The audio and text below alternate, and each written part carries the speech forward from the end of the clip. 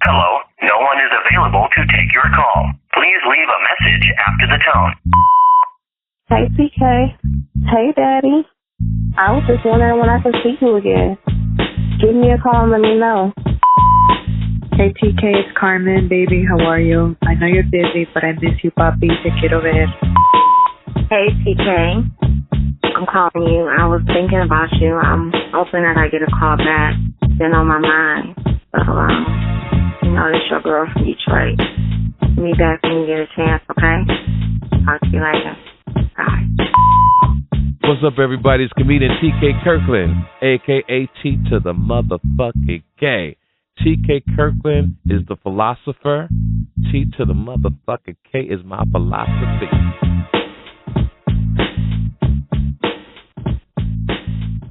Hello? Hey, what's up? This is comedian TK Kirkland. Welcome to the TK Kirkland Show. Who am I speaking to? It's Tristan. What's up, Tristan? What's going on? This is TK calling you from Cleveland, Ohio at the Focus Tattoo Joint because, I my schedule's so busy that I had to start taking this shit on the road with me to talk to you young brothers and sisters around the country. That's what's up, brother. I appreciate it. Yeah, so that's what we're doing, family. So talk to me. What's poppin'? All right, so pretty much I'm sitting in the house and I'm watching Dory podcast. Mm-hmm. And I see you come up there, so I'm listening to the things that you're saying. Then I watch The Breakfast Club and I'm watching you and I'm listening to the things that you're saying. Right. And something that you said stood out. You were saying that instead of young black people or young black men criticizing and always have something negative to say, when they run into you, say, yo, can you help me find a job? Or, yo, like, give me some guidance instead of, like, all the negativity. So I said, I'm going to do that. I'm going to see if he really hit me back, and you really hit me back. So yes, sir. And you calling from North Korea, right? South Korea. I can't be South in North. Korea. They chopped your head off in North Korea, yeah. Is that right? See, you Yeah, teaching me I'm something. in I don't South know Korea. about that shit. All right, so you're in South Korea. Yeah, How's you it go over fast. there? It's different, man. It's cheap though. Like, right. I get like the little tailor-made suits and the custom suits for like $150. Like that's a good thing. That's like a good they make thing. a lot of clothes and stuff over here, but I'm ready to Right. come to the crib now. I've been over here long enough. Yeah. Now, what took you over there? What took you over there, and what is it you would like to help me with? So let's do those two things. Okay. What took me over here was I got married and my wife joined the Army, and this was her first duty station.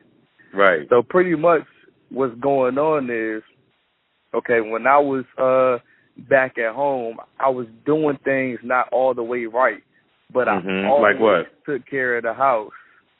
When you say not doing everything right, what do you mean? I mean, like, I wasn't into the best endeavors. Like, I was doing a lot of different things to accumulate money that maybe I should have been doing. Dangerous stuff that took me away from my family. Yeah, pretty much. Yeah, you hustling. Okay. Yeah, right. pretty much. You got to put it out there so we keep it real on this show. So you was hustling, and I was hustling. And things wasn't working out for you. Right. Things you was balanced. Great. Yeah. You was things hustling were working and a job. That's called balance. Right. So okay, go ahead. What happened was she wasn't working, so she was just pretty much taking classes and pretty much staying at the house. So she came up. Things started going south with a couple of people from my team. People started getting locked up around me. And I'm like, damn, man, I got to get the hell out of here. So I go to my wife and I tell her, I say, yo, I need to help you create something for yourself. In case anything happens to me, you will be all right. Because as of right now, if something happened to me, you're going to be late. So we need to create something for you. So in creating something for her, I feel like it was God's way of getting me away from there, though, because we go down to the recruiting station and my wife gets like a real high score on the ASVAB, and they like willing for her to go right now. But the challenge was they talking about some you going to Korea. So me and her looking at each other now. I'm trying to get away from this place, Newport, Virginia. I'm trying to get away from here. But damn, not bad enough to go to Korea. I'm like, man, that's a little far. I don't know about that. Right. So, make a long story short, we end up doing it. So now I'm in a space where I'm creative for my wife. She's good now, but it's almost feeling like, okay, I'm away from that. What can I do now? Because it's almost like it's hindering my own personal self-development by being out here. Because there's not nothing out here for me to be doing.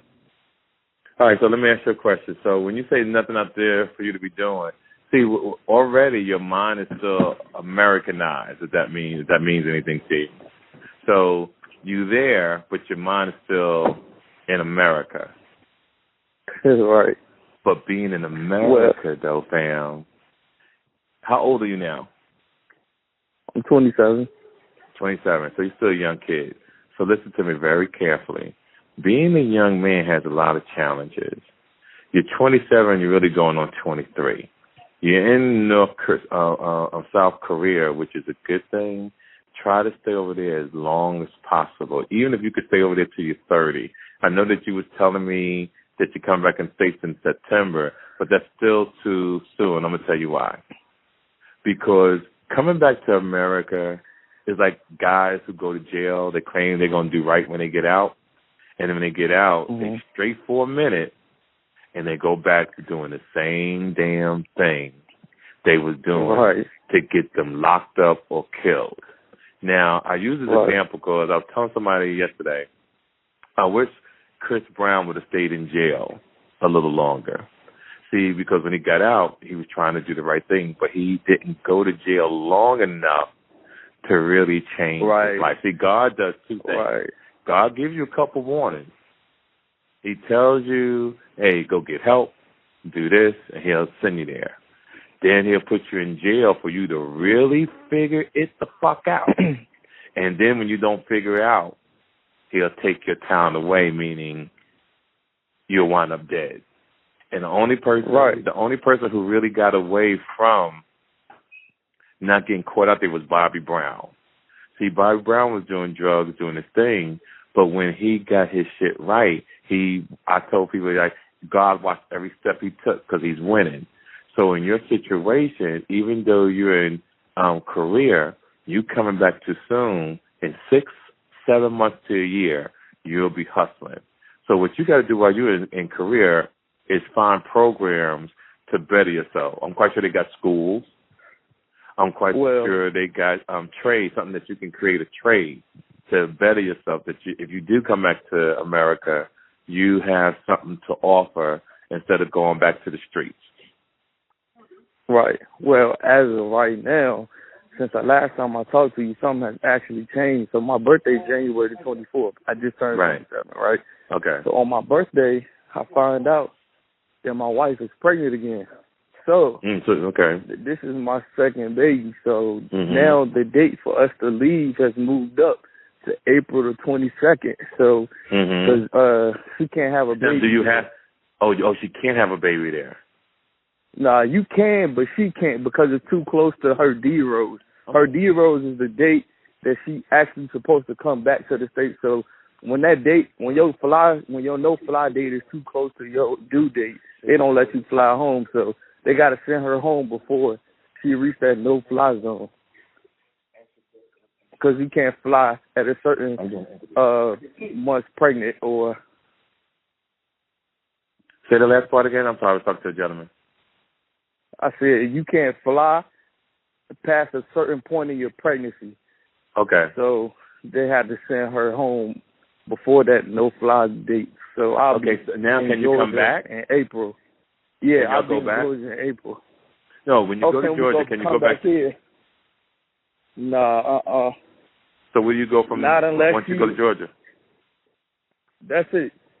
We go to Georgia for 3 years until she get her next assignment. All right, so you need work when you go to Georgia. What part of Georgia you going to? I'm going to Columbus. All right, Columbus like Georgia's an hour not bad. away from Atlanta. Right. Yeah, what I really want to do, man, is I got a couple $1,000s saved up. I'm gonna go to Columbus. I'm gonna pay for this CDL class, but I really want to buy my own truck. But that's what I don't have the money to do. So that's what I'm trying to work on. All right, so I know some people in Columbus, Georgia. So my thing is, what we'll do is I'm going to call them tomorrow, and I'm going to talk to a female friend of mine there, and her husband does a lot of big things in Columbus, Georgia. I'm going to hook you up a job.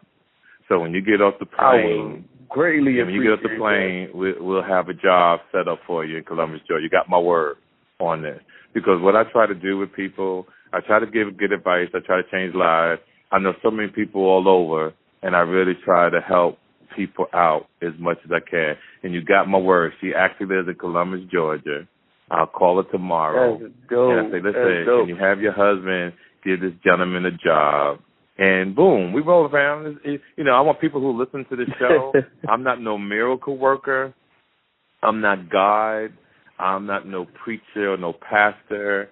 I just know that my life on this earth is to help people, and whatever I could do to help someone, that's what I do. And what we'll do is when you guys hook up, you got to send me a picture so I can post it on IG, you know, that kind of stuff, and just make sure you spread the word that you met one of the flyest niggas in the game, TK Kirkland, aka T to the motherfucking K. Yes, sir. This is crazy, right? I told my mama, my brother, I told mad people. I'm like, yeah, I just talked to TK. He's supposed to be calling me. So every day they talk to me, they're like, you talk to TK? I'm like, man, hell no, man, he busy, man. I ain't talked to him yet. So I've been looking crazy, but now I can call him and tell him that I talked to you, and you actually help me get a job. But it's two things and make sure you tell them. Yeah, go ahead. What I want to ask you is, one, you from New Jersey, correct? Jersey City, New Jersey. Right. Have you ever heard of a guy named Steady Clark? No, I haven't. Okay, that's my dad. He actually got caught in the New Jersey Turnpike anyway. He got like a kingpin charge. He's been in jail for 20-some years, but I know he used to be around that area. Yeah, you ever send your father a card? All the time. I even try to get Obama to pardon him. He already been in jail for 25 years. I tried to get Obama to pardon him, and I never heard nothing back from that situation, man. And I needed my dad. I ain't having him growing up. It was just me. So, you know. Yeah, and to the people that say, I lost my dad at 14, you know, and that's why I always tell people I'm a self-made hustler, because I taught myself. I made mistakes, made a lot of mistakes, but I also got it together and got in the right track, and then entertainment just took me to a whole another level, and then that through some stumbling blocks towards me, and I was able to figure that shit out. But like everything from entertainment, I started D.L. Hughley and changed his life. I started Mike Epps, changed his life. So many, the list goes on and on and on. And I'm glad, like I said, that I can put you in touch with the right people, change your life a little bit, we can make some money, and we roll from there. That's all we could do. Yeah, that's a blessing. So we'll do that, and then, you know, just like you should tell your family and everybody, listen to the TK Kirkland Show on podcast and subscribe to it. And you got my personal number. And to everybody listening, this young man has been trying to reach me for weeks, and I'm in Cleveland, Ohio. This motherfucker called the tattoo shop and scared the hell out of me. But I'm glad. But that's what my point is. You got to make an effort because, like I said, I'm everywhere. I'm somewhere every 2 days. So, T, listen to me. I got to run. I want to thank you for reaching out. I want to thank God for putting me back in touch with you. To everybody listening to the show, make sure that you subscribe to the TK Kirkland Show. I want to give a shout-out to my boy Jock Evans, CEO of Flow. I want to give my man T from Atlanta, Georgia, exclusive to everybody listening to the show. Tune in every week, and may your pain be champagne. 1 T to the motherfucker K. Korea. Take care of yourself, T. I'll set that up for you tomorrow. I appreciate it, bro. Yes, sir. All right, thanks, man. I appreciate it. All right. Yes, sir. All right. All right. Hey, Kenny, what's going on? This is comedian TK Kirkland. Welcome to the TK Kirkland Show. How are you, fam? TK, what's up, bro? How you doing? You good? Yeah. I'm good. I was just talking to my mom to sit on the phone. Okay, cool. I was listening to your reading your situation through, so let me apologize for getting back to you. My schedule was just so busy. Yeah, I already know. I know how to be, man. I definitely appreciate it, though. Yeah, so what city you in? Right now, I'm in Cleveland right now. Okay, Cleveland. Okay, I'm going to be there this weekend, so I'm going to leave you 2 tickets to the show. Yeah, I already know. Yeah. So how you put yourself in a situation that you got a baby mama and you got your side chick pregnant? Yeah, she like the chick. See, this was going on, right, bro? Okay. Like the shorty I've been with, right? I've been with her for like 7 years. Right. And, we've been cool and all that. Everything's been good, but like the 5th year into it, we've been having little problems. So, to where it's like we ain't getting along and all that. Now you're living together? Yeah, we was living together. I moved out. Okay, smart. Yeah. I had got me a little 1-bedroom and shit because we was beefing and all that. I ain't trying to do all that. So right. I figured like maybe the separation would bring things together. Now, you then I run.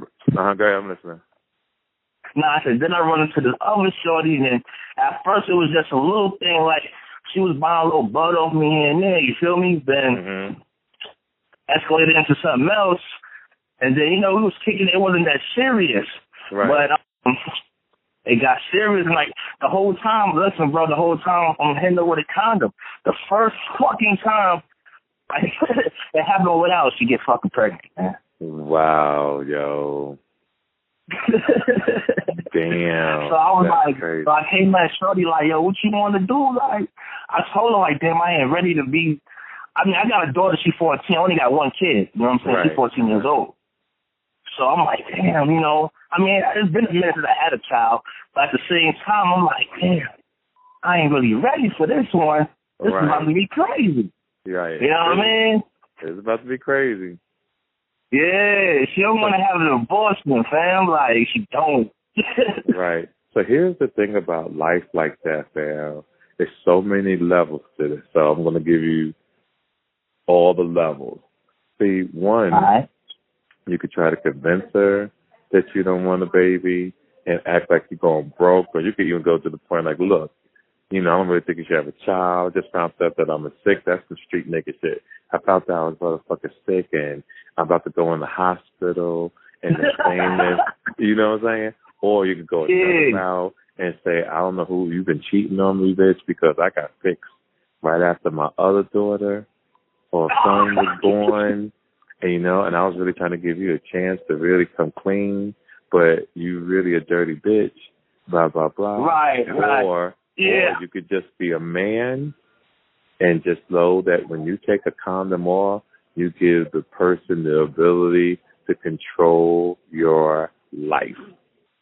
Yeah. And this is what men, when you take that condom off, what you're giving a person is the rights to your publisher. If you was a music producer, you're giving the person the rights to your estate.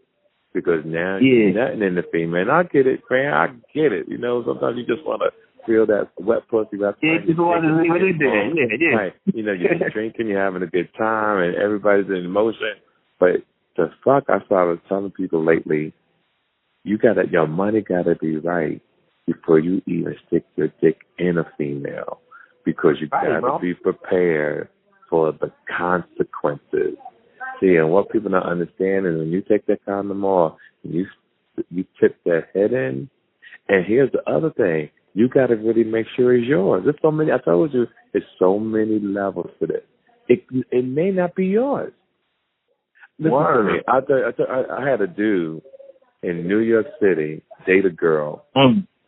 He didn't see the woman for years. He hit the female up on Facebook saying that, hey, I think that's my daughter. Right. He was telling somebody else it was the father. That dude had left her because he hit her on Facebook. He was the dad. She took him to corporate child support and lost, started getting $3,000 a month. Wow. I know guys that's dated women for years now, but the child was theirs. They get a divorce, and someone in the back of the guy's mind he was always hesitant that the child might have been his. So when you get divorced, the judge asks you, do you want a blood test when you get ready to do the child support thing? And he said, yeah. After 10, 13 years, the baby was his. Wow. Yeah, so you may be out. You might get lucky on this one, but you got to really find out. It's like either if you know she's loyal to you, that's one thing. But if you got an inkling of an idea that it may not be yours, get the blood test. I got a great feeling that it is mine. You dig what I'm saying? Right. Yeah. Well, like I said, both of them good women, man. Yeah. No doubt, definitely. I appreciate that. Are you going to try to have a relationship with the one with the baby, or are you going to try to keep the baby and still get back with the other woman? I'm figuring out. So that's what I was just talking to my mom about. We were trying to figure it out, and I'm like, at the end of the day, I told my mom, I'm gonna be a man regardless. I'm gonna take care of my seed. That's what I do. Right. You know what I'm saying? I'm gonna always put it down. But at the same time, I'm like, I love both of them. You feel me? They both good women. And it's like, damn. She's like, you gotta pick one, or this is just up from both of them to take care of your child. So I'm like, well, here's the thing: who's bringing the most to the table financially? Financially, the side chick. And who do you like the most? Now let's take psychology out. People are like this, right? Let me tell you how people are. When you're hot, you want to be cold. When you're cold, you want to be hot. Yeah. So see, if you go with the side chick that's the one having the baby, you think you might want the other girl. Then when you get with the other girl, you're like, you know what? The side chick was the bitch that I should have been with. So this is human nature. You're not, it's not a rocket scientist or anything like that. These things, you just have to make a decision and live with your decision. I can't really tell you who to be with because my situation in women is totally probably different than yours. If someone's having my baby, it's who is bringing something to the table to take off the financial pressure that comes with daycare, that comes with milk, that comes with pampers. You understand what I'm saying? And you can't be a half-ass dad. You got to be a full dad. But if you got help, if you got help, it's different because what women do that's wrong sometimes, they try to put everything on the man. And I feel that if you're grown and you have a kid, well, I'll take care of my daughter or my son, but you got to make sure you take care of light, gas, and electricity, and not say, because you have my child, that I should pay your light and gas bills. I don't think that's just me. I just don't think that's fair. I believe that we made this baby together, so you got to carry some of the responsibility, and I carry some of the responsibility. But you got some men who are just contributing $100, $50, and no one can really live off that. Then you got some women who take advantage of you, right? You got someone to take advantage of you. They'll try to get $5,000, $7,000 out of you. Then you got some women who will try it, but then they'll lose in court. And the thing that you got to understand, when you got a guy who is contributing and then you're trying to get greedy, 90% of the time you never win. That female always loses. And the women that's supposed to take the niggas to court to go child support, them guys that shouldn't really have to go because most of those guys is really doing what they're supposed to do. Yeah, man. Yeah, I go through that with my daughter's mom. You know what I'm saying? Like she always put it she'll work and all that, do a little something, or she has spurts with jobs and stuff, because she can't control her attitude. You know what I mean? So a both ain't about to be dealing with that. You know what I'm saying? So she'll have a job for 3 months, and she'll lose this shit. She probably won't fucking work for a whole year. You know what I mean? So the whole time, I'm doing what I'm doing. I'm gonna do it for my daughter. If she had $1 million, I'm still gonna do it for my daughter. You know what I'm saying? So it don't matter. Right.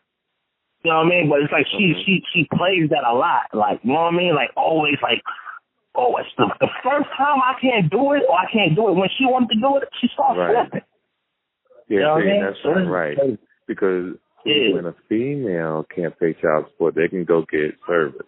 When a man can't take his kid, a female take a nigga to court and try to put him in jail.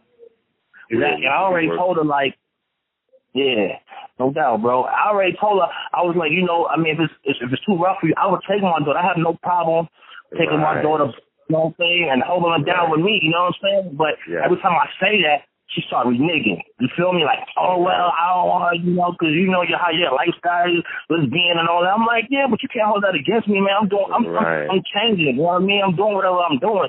But, it's crazy, man. Long as if you do go to court for child support, just to what I'm trying to tell you, always show up. See, what men don't do when they get caught for child support, they don't show up. But if you don't show up, that's when they bury you. See, every man has to go to court, show up. Because if you show up, you have a fighting chance. You have a fighting chance to tell your story. You have a fighting chance to do the paperwork. And you got a fighting chance to dispute anything she says against you. And it's only fair. And the reason why most men get caught up in child support, because they don't show up. And then when they do show up, they're fighting their way back up because they got buried so bad. And most people can't make it back up with rears and the child support. A lot of people don't make that kind of money. Right. Yeah, you right, man. Yeah, I ain't trying to get caught up in that shit, man. I'm just trying to do what I do, man. I'm about to get my daughter. Yeah, you sound like you're on the right track. Stay focused. Don't let nobody get you off your hustle. And the decision to the female with the side chick, you don't have a baby with the other woman. Now, you could do another thing. Like I said, it's levels to this, so let me give you another option. The other option would be so smooth that both of them got to understand you're going to date both of them. Okay. It take a certain time to make it do that. To do that, your money got to be right. Because you got to take your money got to be your money got to be right. You need a couple more dollars for that. Your money got to, because your money not right, I'll fuck with the girl who's having your baby. Yeah, no doubt. Yeah, I mean, like I said, we both help each other. You know what I'm saying? She do her thing. Like, both of them work at good jobs. You know what I'm saying? Right. And I do my thing too. I work and I do my other little one, two, whatever. But you know what I'm saying? For the most part, you know what I'm saying? Everything's cool. They both cool. You know what I'm saying? So it's like it's kind of like, damn, what the fuck? Like, now, you know what I mean? You just think that bra cell shit. Let me ask you a question. Does the main chick know that the other girl's pregnant? She don't even know about the other chick, man. Oh, then leave it alone then. Yeah, that's why. But the side chick know about the main chick, though. No, now nobody tell her, bro. So everybody's in the dark. Yeah, everybody's in the dark right now. I'm playing the crazy right now. So Listen to me. From a friend to, I don't really know you, but we're friends now. So let me tell you this. Go with the one with the baby because you want to be around your child as much as you can because you don't want nobody else raising your child. No, not at all, man. It's crazy out here.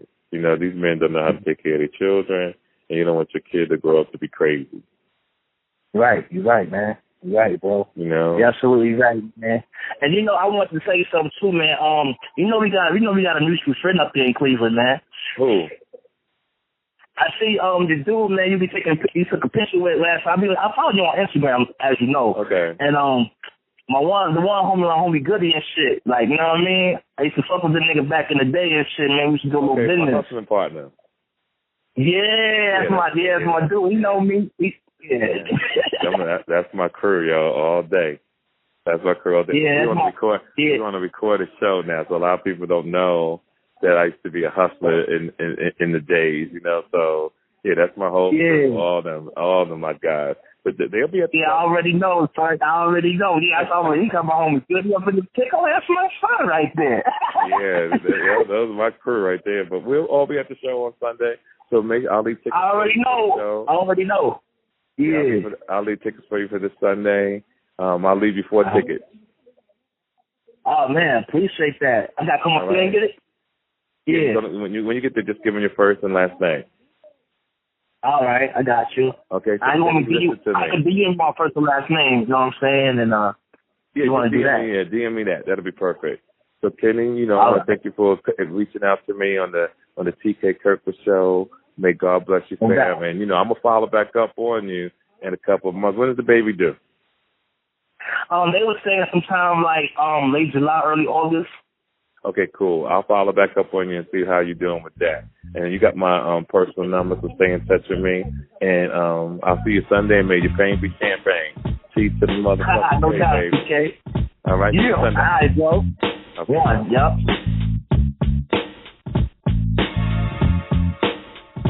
This episode of the TK Kirkland Show was produced by Jonathan Mena, executive produced by Charlemagne the God, music by Lando Beats. This is an official Loudspeakers Network production.